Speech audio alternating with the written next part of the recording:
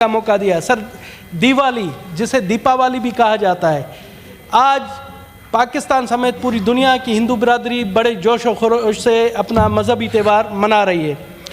आप देखें कि पाकिस्तान के कोने कोने में जहाँ पर हिंदू बिरादरी है, अपना मजहबी त्यौहार मुकम्मल आज़ादाना तौर पर किसी रोक टोक के सब मना रही है। सर, दीपावली के हवाले से मैं कहूँगा, दीपावली को रोशनियों का त्यौहार भी कहा जाता है और इसे ईद चरागा, अगर हम फारसी में कहें ईद चरागा भी कहा जाता है। जी senator Dinesh Kumar ji, Deepawali order in the house. जी दीपावली का मकसद ये होता है कि अंधेरों पर रोशनी की जीत, सर, और बुराई पर सच्चाई की जीत, और इसी तरह से जहालत पर इल्म की फतह, और इसी तरह से मायूसी पर उम्मीद की फतह। और इसी तरह से सर, ये जो त्यौहार मनाया जाता है, ये त्यौहार मनाया जाता है जब भगवान रामचंद्र जी को उसके वालिदैन ने हुक्म दिया था, शहजादा था, मगर उसके हुक्म की तकमील के लिए वो 14 साल बनवास में गया।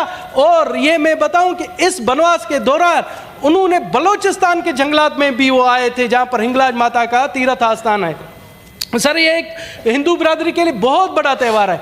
सर, मुझे बड़ी खुशी हुई, सर मेरे नून लीग के दोस्तों सुनो, मुझे बहुत बड़ी खुशी हुई कि परसों मोहतरमा मरियम नवाज साहिबा ने हिंदू बिरादरी से मिलकर ये त्यौहार मनाया। मैं समझता हूँ उनको, मैं दिल की गहराइयों से, मैं उनकी पार्टी से ताल्लुक नहीं रखता, मगर उनको दिल की गहराइयों से मुबारकबाद देता हूँ कि पंजाब में, सिंध में ये त्यौहार पुरजोश तरीके से हुकूमती लेवल पर मनाया जाता है, बलोचिस्तान में ये त्यौहार हुकूमती लेवल पर मनाया जाता है, मगर आज मोहतरमा मरियम नवाज ने इसकी इब्तदा पंजाब से की, जिसके लिए पूरे पाकिस्तान की हिंदू बिरादरी और पूरी दुनिया की हिंदू बिरादरी उनकी शुक्रगुजार है। सर, और उन्होंने जिस तरह से मजहबी हम आहंगी का पैगाम दिया, मैं बहुत ही खुश हुआ कि हमारी लीडर हैं। मैं समझता हूं मरियम नवाज को आज से मैं अपनी लीडर मानता हूं। सर, इसी तरह से जिस तरह से बलूचिस्तान में ये दिवाली का या क्रिसमस का या कोई भी दूसरे त्यौहार होते मनाए जाते हैं, मैं समझता हूं, मुझे आज अफसोस हो रहा है कि हमारे अगर पीटीआई के दोस्त बैठे हुए हैं तो गंडापुर साहब को भी ये हिदायत दें कि वो अक़लियतों के त्यौहार मनाएं और मैं उनको भी फिर लीडर मानूंगा। मगर अफसोस है, क्या मुझे सख्त अफसोस हो रहा है, मुझे अफसोस हो रहा है। क्यों उधर आप, जब मुझे मेरी सीट है, आप मुझे डिटेक्ट नहीं कर सकते हो। आप जो है ना, हमेशा आपने हमेशा ये खिलाफ किए। मैं जब कह रहा हूँ, मैं कह रहा हूँ, क्यों नहीं, मैं कह रहा हूँ, आपकी जरूरत नहीं, आप छुपे हुए, आप चोर हैं, छुपे हुए चोर, आप भगोड़े हैं, भाग गए। आप मुझे बताएं, कभी बेटे आप डॉक्टर के नाम पर छुपाए, आप भगोड़े हैं, मैं भगोड़े का नाम देता हूँ आपको। आप ये और से खुशी का सर, खुशी का है। मैं तो इन्हें कह रहा हूँ, गंडापुर साहब मनाए, मैं उनको भी लीडर, इनको पता नहीं क्या, मैं समझता हूँ मिर्ची सी लग जाती है। सर, पता नहीं क्या होता है। मिर्ची वाला लफ्ज जो है ये सर, मैं हैरान हूँ, दिनेश साहब, आप बात करें। खुशी का मौका है, सर, खुशी का मौका है, मगर गले करो, मुझे समझ नहीं आता है डॉक्टर साहब को क्या तकलीफ है। मैं खुशी के मौके पर बात कर रहा हूँ, डॉक्टर साहब को पता नहीं डॉक्टर साहब किस मिर्चें लगी हुई हैं। आप अपने टाइम पे इस तरह नहीं होगा जी सर। जिस टाइम आप इनका सर, डॉक्टर साहब आप बात करें दिनेश साहब, मीठी गले करें। जी सर, मैं यही कह रहा हूँ, मैंने यही कहा कि मैं गंडापुर साहब से रिक्वेस्ट करता हूँ कि वहाँ भी मिनॉरिटी है, अक़लियतों को बुलाकर एक केक काटने में कोई हर्ज नहीं होता। तो मेरा पता नहीं डॉक्टर साहब यहाँ नहीं समझे, मैं यही मेरी उनसे रिक्वेस्ट है कि 3 सूबों ने जब वहाँ दिवाली का फंक्शन मना रहे हैं तो चौथा सूबा भी शामिल होना चाहिए। जनाब आला,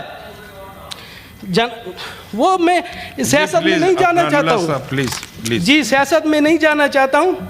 जनाब आला, पाकिस्तान पर पाकिस्तान पर जहां कहा जाता है कि मजहबी इंतहा पसंदी है, जहां पाकिस्तान को बदनाम किया जाता है, तो मैं उन अक्ल के अंधों को कहना चाहता हूं कि आप आए, आप देखें कि पाकिस्तान में अक़लियती बिरादरी अपने त्यौहार किस तरह बड़े मजहबी जोश और जज्बे से मनाते हैं, और ये हम पूरी दुनिया को बता देना चाहते हैं कि पाकिस्तान में अक़लियती बिरादरी आज़ाद है। जिस तरह से कायदे आज़म मोहम्मद अली जिन्ना ने अपनी स्पीच में कहा था, पाकिस्तान बनने से एक दिन पहले सिंध असेंबली में उन्होंने खिताब किया था, उन्होंने कहा था कि हिंदू अपने मंदिर में जाने के लिए आज़ाद है, क्रिश्चियन अपने चर्च में जाने के लिए आज़ाद है, सिख अपने गुरुद्वारे में जाने के लिए आज़ाद है। आज वो अमली तौर पर साबित हो रहा है सर। और इस चीज़ में समझता हूँ कि बैनुल मज़ाहिब हमायंगी की मिसाल आपको इस तरह, जिस तरह से पाकिस्तान में और स्पेशली मैं कहूँगा सूबे बलूचिस्तान में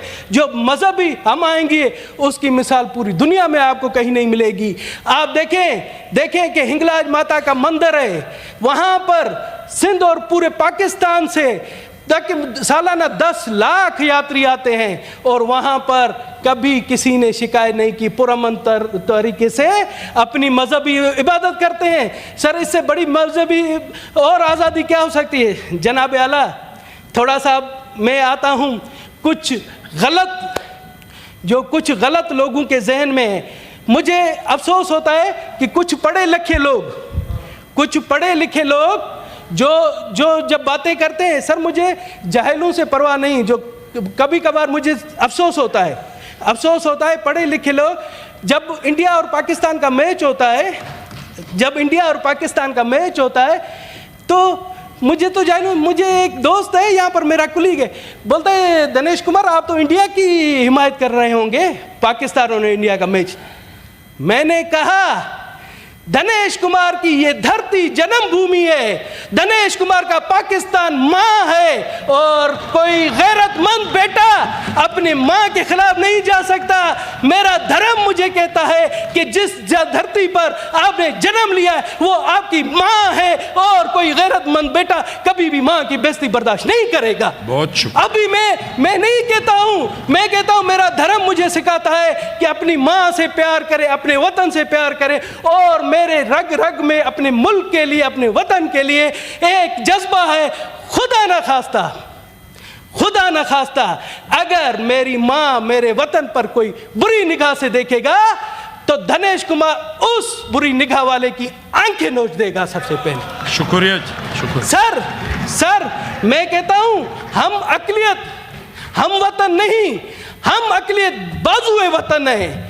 मैं कहता हूं हम बाजुए वतन है और अपनी धरती माँ के लिए हर चीज करने के लिए तैयार है। शुक्रिया जी। सेनेटर तलाल चौधरी साहब जी, सेनेटर तलाल नहीं, सेनेटर तलाल चौधरी साहब, इसके बाद कर लेना जी, इसके बाद दूंगा।